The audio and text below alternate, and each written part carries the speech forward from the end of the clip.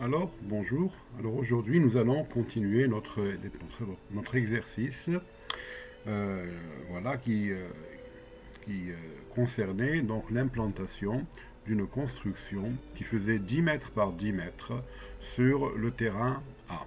Vous vous rappelez que l'on avait calculé le volume donc des terres à évacuer et on avait trouvé ce volume, donc V, des terres, des déblais à évacuer qui était égal à 112,18 mètres cubes de terre à évacuer, qui nous donnait quand même 23 camions, donc 23 camions à utiliser.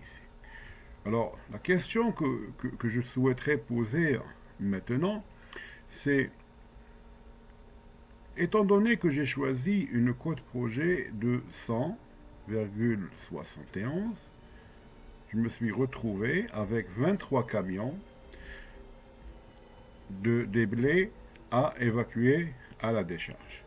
La question, c'est quelle serait la cote projet CP2, l'inconnu, pour laquelle le volume des terres à évacuer, donc des déblais, est égal à 0. Donc cette question renvoie directement à la notion de terrassement à flanc de coteau. Terrassement à flanc de coteau. Cela veut dire que je vais faire un mouvement de terre, donc je vais faire des déblais, je vais faire aussi des remblais, mais je vais m'assurer et faire en sorte que le volume des déblais soit égal au volume des remblais. Alors, dans ce cas-là, nous allons voir, regardez, alors ici, la première cote projet, elle était ici à 100,71 et donc j'avais tout ça en déblai. Maintenant, je me dis, je vais choisir une cote projet CP2 inconnue qui va être sûrement située entre TN2 et TN1. Donc, ce point-là et ce point-là. Donc, de sorte à ce que je vais enlever comme déblai, je vais le réutiliser comme remblai à ce niveau-là. Voilà. Donc le problème est déterminer cette nouvelle cote projet. Donc je vais reprendre donc ce dessin-là qui va m'assurer l'équilibre des terres. V déblai égale V remblai. Et on va essayer de formuler mathématiquement le problème. Alors voilà, nous y sommes. La fameuse cote projet CP2, ce qui est horizontal. La cote TN2, dans notre cas, c'est 102. La cote TN1,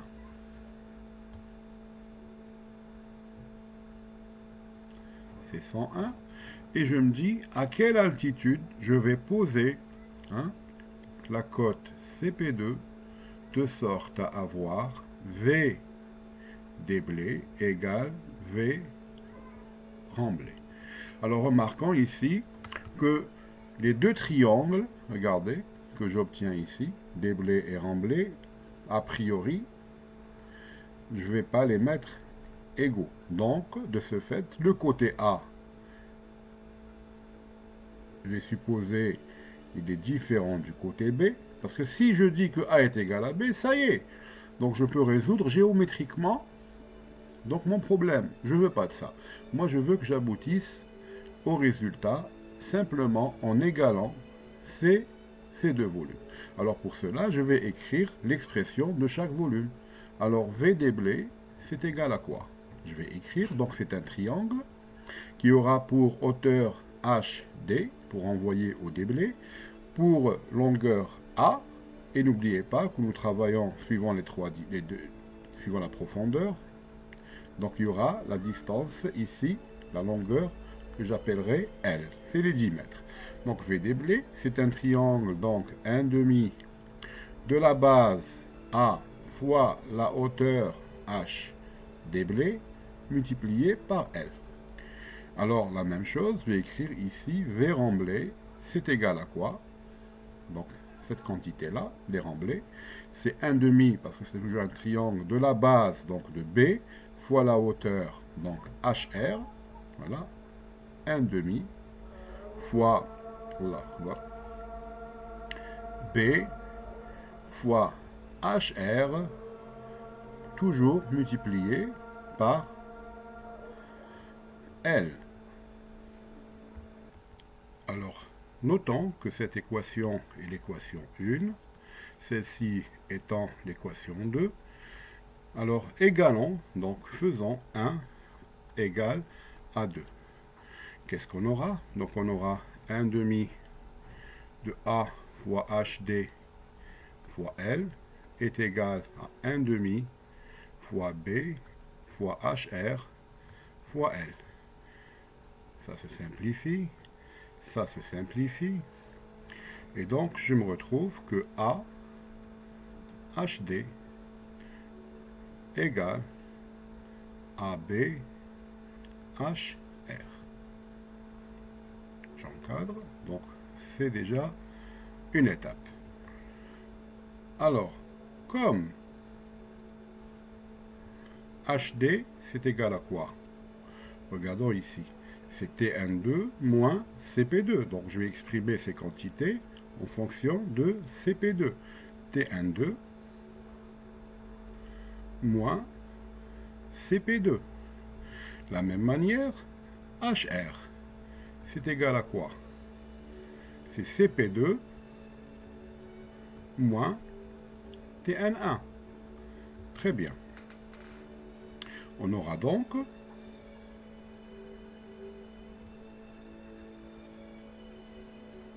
deux points A facteur de Tn2 moins Cp2, c'est égal à B facteur de Cp2 moins Tn1. J'appellerai cette équation grand B.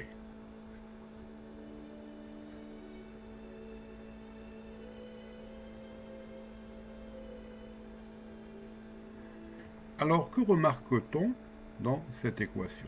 Cette équation B, alors les quantités inconnues, c'est quoi?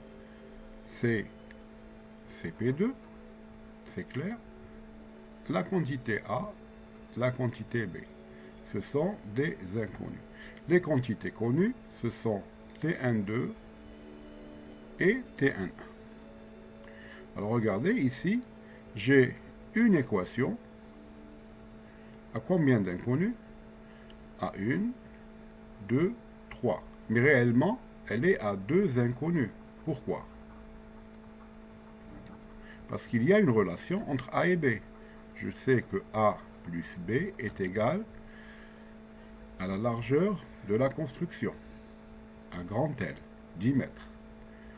Donc j'ai finalement 2 inconnus et une équation. Donc pour pouvoir résoudre, il nous faut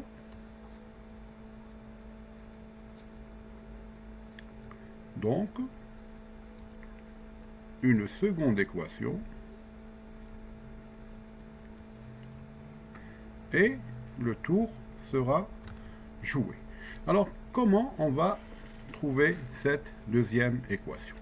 Eh bien, pour trouver cette deuxième équation, nous allons examiner convenablement donc cette figure-là. Donc, regardons bien ces triangles-là. Alors, on pourra écrire à l'aide du théorème des triangles semblables, si je considère ce grand triangle, de là jusqu'ici, ça c'est le grand triangle, il aura pour côté A plus B, pour hauteur HD plus HR, qu'est-ce que je peux écrire dans ce grand triangle? Alors, je vais assurer ce grand triangle pour que vous puissiez vous retrouver. Voilà.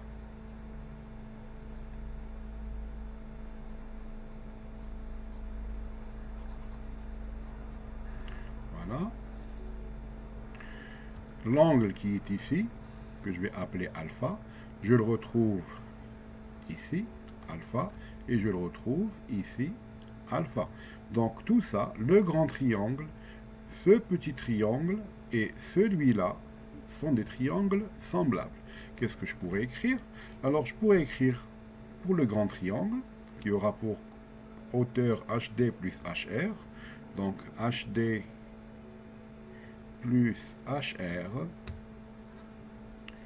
sur la longueur totale, qui est autre que A plus B. Je vais écrire L. Bien sûr, L, c'est égal à A plus B. Il ne faut pas l'oublier. Très bien. Donc, ce grand côté sur ce grand côté va être égal à quoi? À HD, puisque c'est le même angle alpha, HD sur A.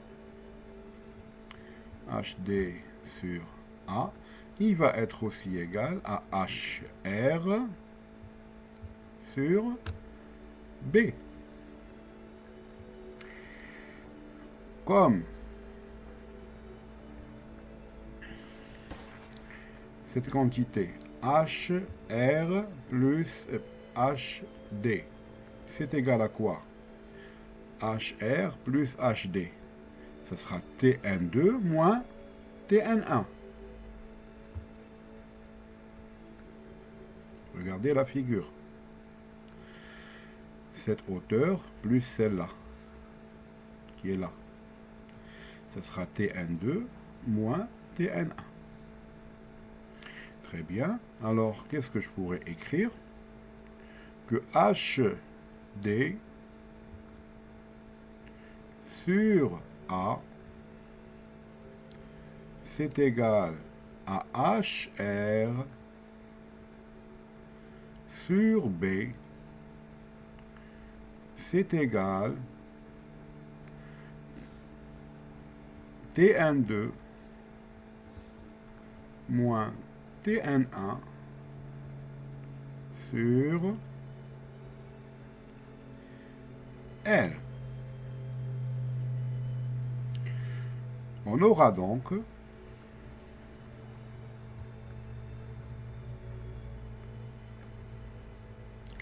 A, donc je vais tirer le A, qui est égal à L HD sur Tn2 moins Tn1.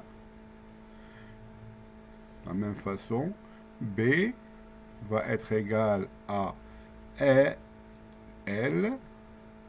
HR sur Tn2 moins Tn1. Donc en remplaçant, regardez, en remplaçant la valeur de A et la valeur de B dans l'équation B, qu'est-ce que je vais obtenir? Je vais obtenir que, donc, alors je vais appeler ces deux équations-là 1, 2, donc 3, l'équation 3 et l'équation 4. Donc en substituant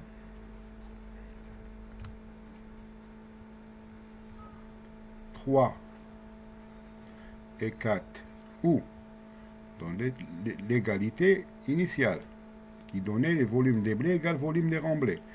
Dans l'équation que j'ai appelée B, je vais avoir quoi? Je vais avoir ceci. L HD, donc la variable A, ce sera L HD sur Tn2 moins Tn1 que multiplie Tn2 moins CP2 égale la valeur de B maintenant, qui est celle-ci, LHR sur Tn2 moins Tn1, facteur de CP2 moins Tn1. En simplifiant, en faisant des petits calculs, alors qu'est-ce que je veux trouver? On trouvera ceci. On va trouver, donc finalement, donc tout va se simplifier. Je vous laisse le soin de le refaire et de le retrouver. Donc on aura Tn2 moins CP2 est égal à CP2 moins Tn1. Et toutes ces quantités sont connues, bien sûr, sauf CP2. C'est une équation, une inconnue. Donc je peux tirer donc CP2 va être égal à quoi? À Tn2 plus Tn1 sur 2. Si je fais mon calcul, donc CP2, ça va être égal à 102 plus 101 divisé par 2. Je trouve que CP2, la cote projet que je recherche pour que G, volume des blés égale remblai, est égal à 101,5. Et voilà ce qu'il fallait trouver comme résultat. Alors, voilà, en choisissant donc une cote projet de 101,5, on peut être sûr que le volume des déblais va être égal volume des remblais, et donc je n'aurai aucun camion à jeter. Bien sûr, vous pourrez toujours, puisque c'est un cas simple, résoudre ce problème géométriquement, c'est-à-dire poser cette cote projet au milieu entre Tn2 et Tn1, oui. Mais moi, tout ce qui est géométrique, je n'aime pas. Moi, j'aime bien tout ce qui est démonstration mathématique, voilà, comme ici. Parce que vous savez, ce cas-là est très rare, hein. Il est simple, il est rare. La réalité des terrains, c'est bien plus compliqué que ça. On risquerait d'avoir des histoires comme ça, de terrain, et puis vous allez avoir votre construction entre différents points, comme ici. Alors vous allez avoir Tn1, Tn2, ce point-là, Tn3, Tn4, et il faudra trouver une cote projet quelque part. Je ne sais pas où elle risquerait de se trouver. Hein, là, ici, c'est impossible. Peut-être là, peut-être là. D'accord, pardon. Donc, je dessine un peu n'importe comment. Je corrige un petit peu mes dessins. De sorte à ce que cette valeur soit égale à celle-là, ce volume des blés égale ce volume de remblai. Et lorsque vous avez une configuration de terrain, d'un terrain comme ça, alors géométriquement, ce n'est pas simple. La seule méthode, ce sera une méthode où vous allez poser des équations, d'accord, CP2 par exemple, ici, rechercher. Il faudra poser des équations, écrire des expressions de volume et trouver mathématiquement la valeur de votre cote projet. Voilà, donc ça termine notre exercice sur, voilà, sur les terrassements, plutôt l'analyse terrain. Voilà, donc on continuera sur d'autres exemples et sur d'autres techniques pour calculer les volumes de terre dans le cas, plutôt le volume des déblais dans le cas le plus général. Je vous remercie.